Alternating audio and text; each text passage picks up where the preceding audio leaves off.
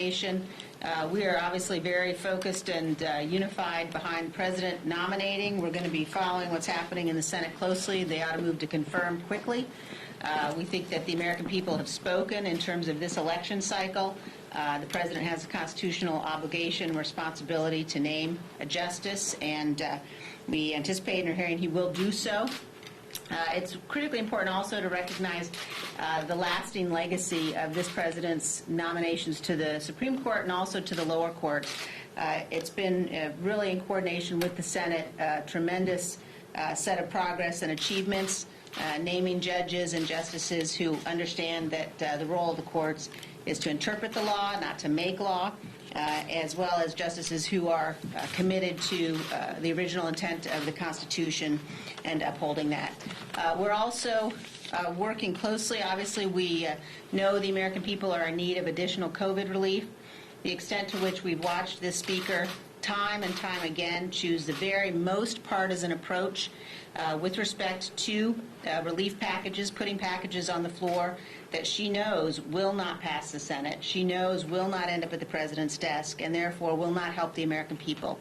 At a moment when people's lives are on the line, at a moment when people's livelihoods are on the line, she's demonstrated again and again a cynical approach to leadership that is absolutely not responding to the needs of the people and putting the people at risk. And so we are very proud to be able to continue to fight this fight, and we have taken important steps to move legislation. One of the only tools that the minority has is a discharge petition, and so it's my pleasure to turn things over now to the Republican leader of the Small Business Committee, Mr. Shabbat, to talk about a discharge petition that we've got on the floor shortly here in the next few days. Thank you. Thank you, Liz. And I want to thank our colleague, Congresswoman Jamie Herrera Butler, for her leadership on the discharge petition itself. It would basically allow a bill that I had introduced about a month ago to come forward and give those who have already received a paycheck protection program loan a second opportunity to get one if they can prove they really need it. Their drop in revenue has been 25% or more, or it would let small businesses who didn't make it in the first round to receive a paycheck protection program loan. America's small businesses are absolutely critical to the economy. About half the people who work in America work for a small business. About 70% of the new jobs created in the American economy are created by America's small businesses. And there is $138 billion sitting there available for loans to help those small businesses to survive. And most importantly, the employees that depend on those small businesses and the families of those employees to survive. That's really what it's all about, helping millions and millions and millions of American people who really need it. The money is sitting there available. We don't need to appropriate any new dollars. The money is there. But it's shut down. It's been shut down now for 46 days, about a month and a half, and one person has the key to that funding, and that's Nancy Pelosi. And she won't bring it up for a vote. So the only thing we have available to us at this point, being in the minority, is the discharge petition process. And virtually all the Republicans would support this because they want to support small business. The question is, are there enough Democrats in the House, about 20 we need, who have said time and time again how much they support America's small businesses?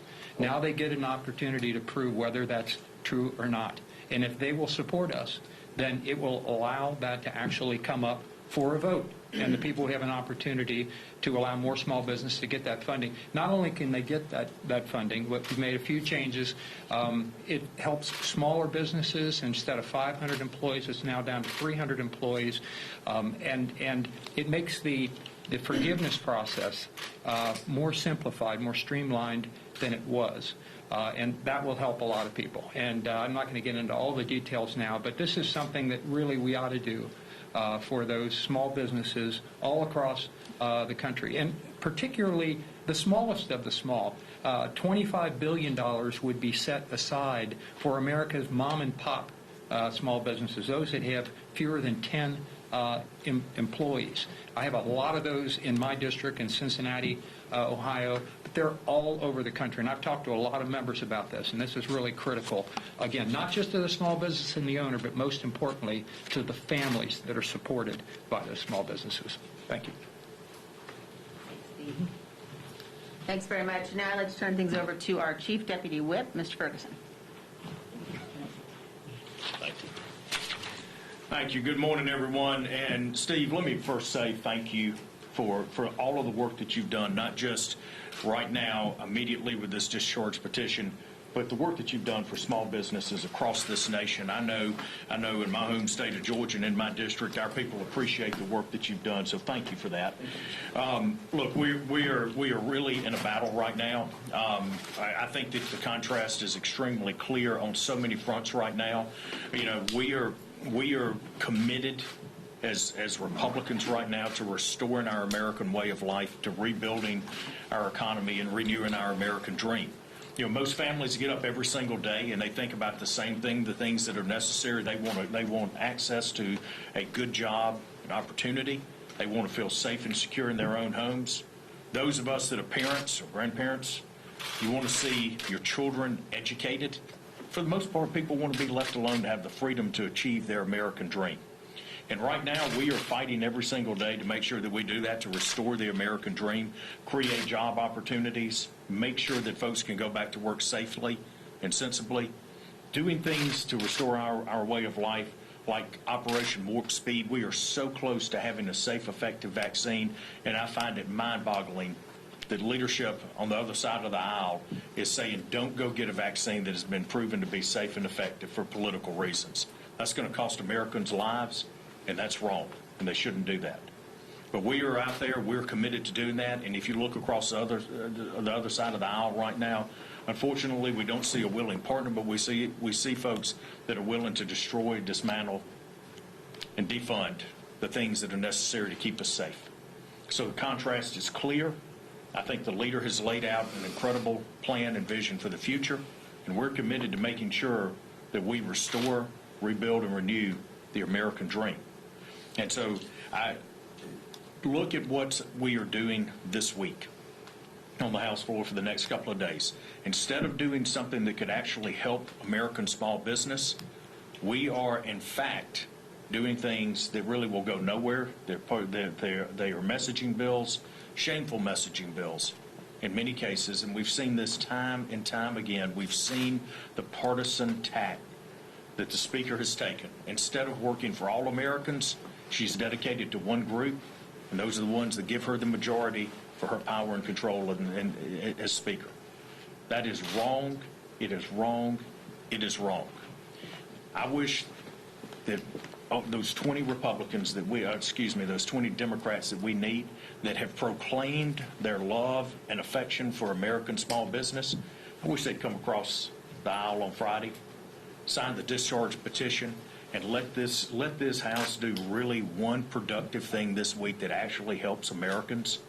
That would be a good day.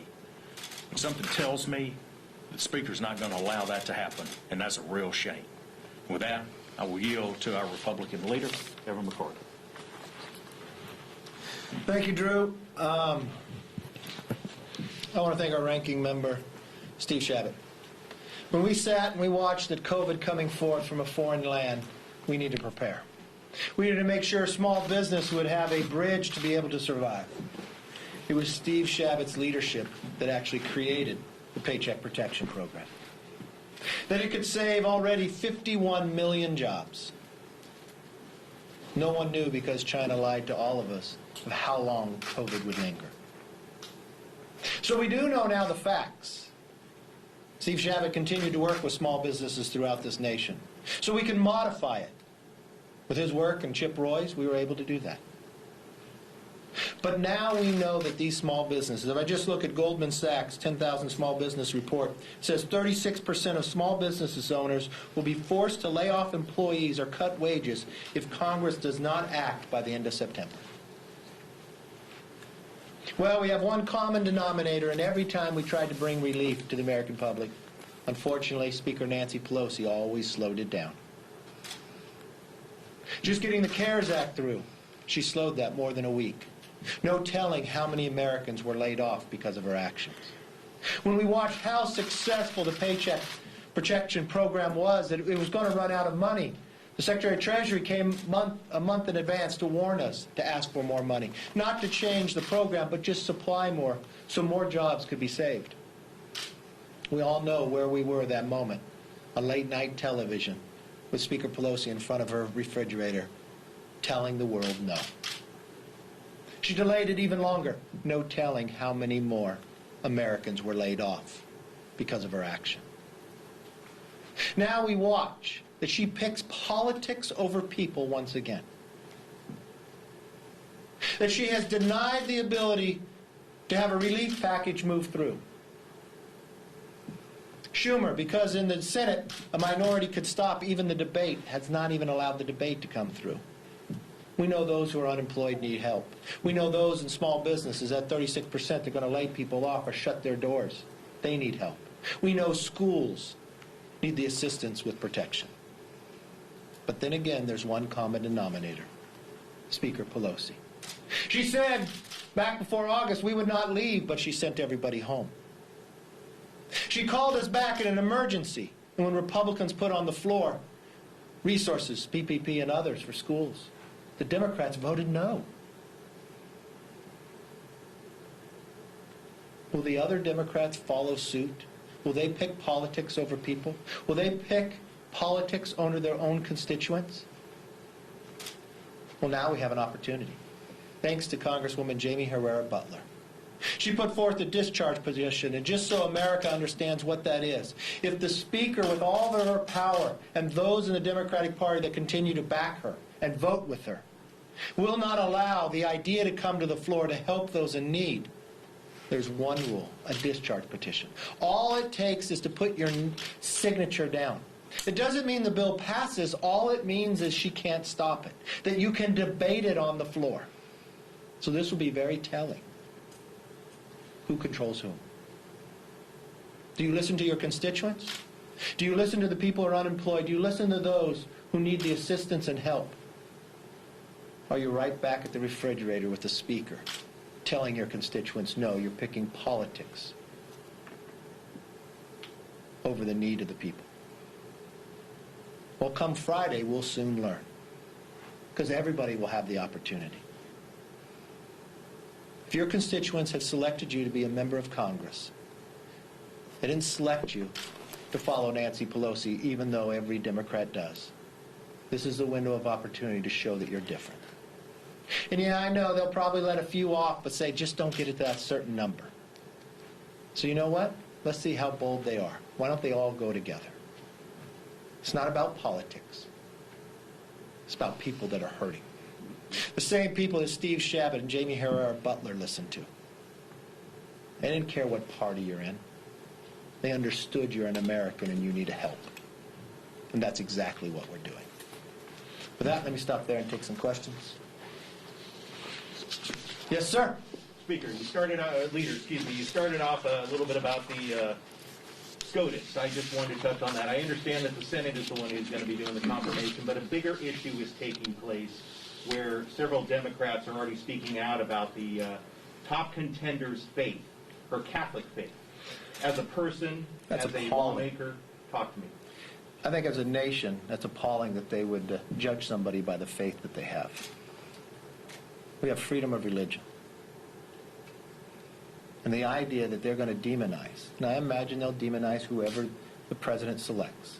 The real question should be, will this person, she or he, uphold the Constitution?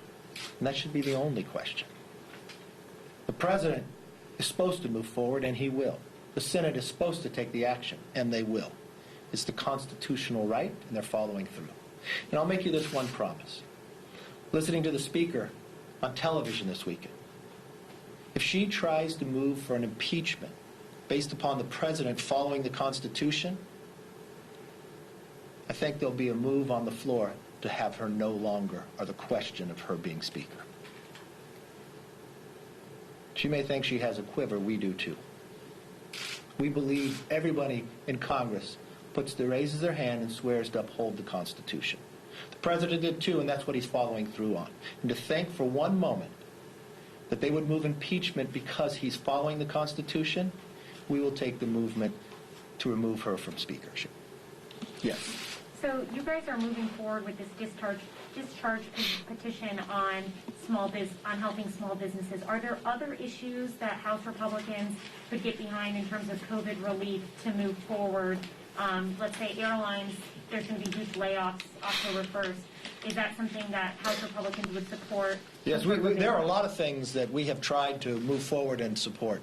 Again, there's one common denominator that's stopping all this, Speaker Pelosi. She's done it time and time again. When we move forward before helping airlines, when we move forward before by helping the states, there are resources sitting out there. There's more than $130 billion sitting in the PPP program right now. But they cut off the deadline. She will not extend it.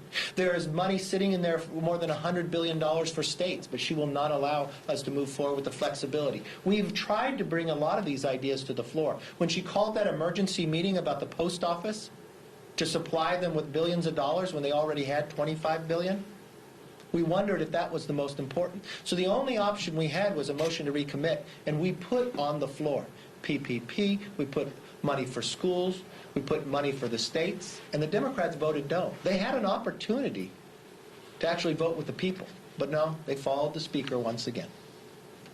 Yes, ma'am. So the Justice Department has designated New York City, Portland, and Seattle as places that have permitted violence and destruction of property to persist. And President Trump said that he will not allow federal tax dollars to fund cities that are lawless zones. Should Congress cut federal funding to these cities?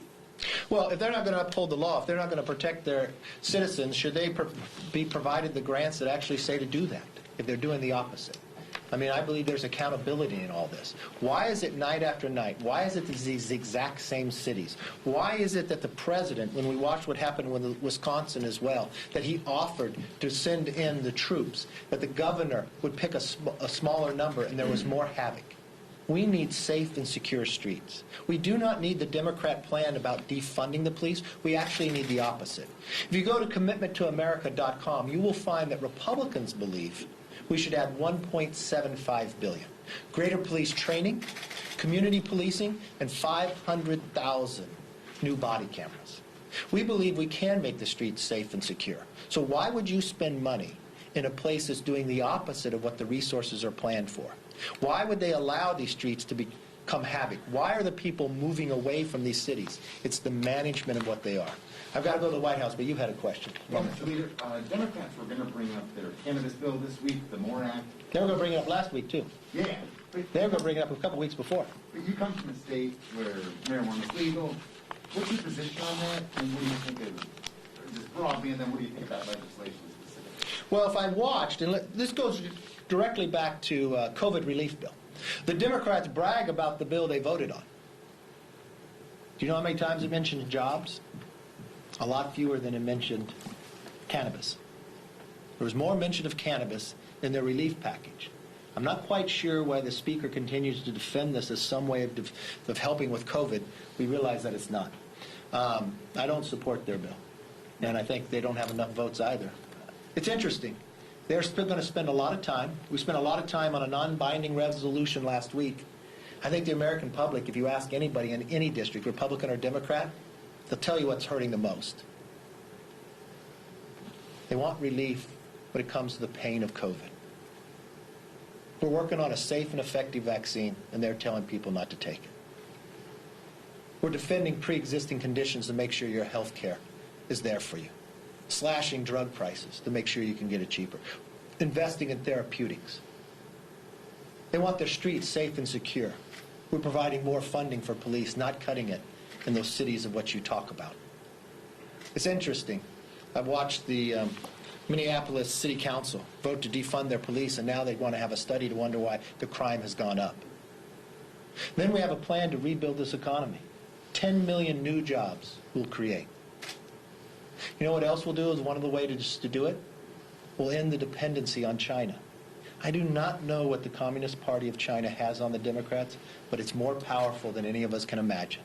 The number of bills that pass the Senate but will not come to the floor, that they will not They will not help us end the dependency on China. We had to go it alone with our own China task force. We'll come out a report just in another week. We'll bring more manufacturing jobs by doing that. We have a 5-year plan to rebuild our bridges, our roads, our airports, making sure internet is throughout this country. We can do all this and also guarantee that veterans have the ability, anyone, to have a job as well. But what are they doing on the floor? I leave you with this one question, since you always ask me. Name me one thing, the Democrat majority, one problem they have solved, because I see no results. But I see a commitment to America on the other side that could help rebuild, restore, and renew this nation. Take care.